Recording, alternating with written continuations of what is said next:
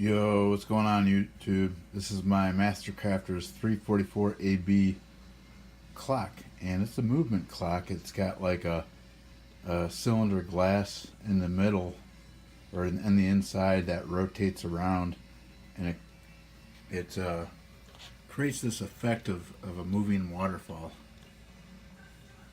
It's pretty cool. I would guess it's from the 60s, 70s, or 80s.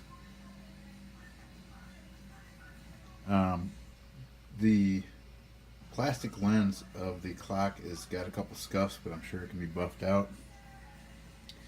But overall, this clock is in excellent shape.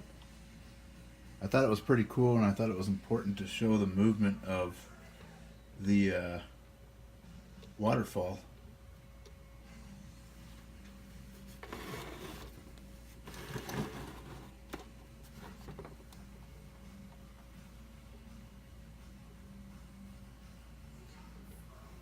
This is an on-off switch for the light.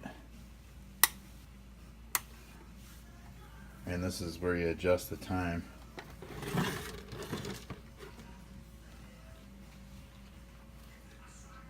that's all I got, YouTube. I hope you enjoyed this video. Next time, peace out. See ya.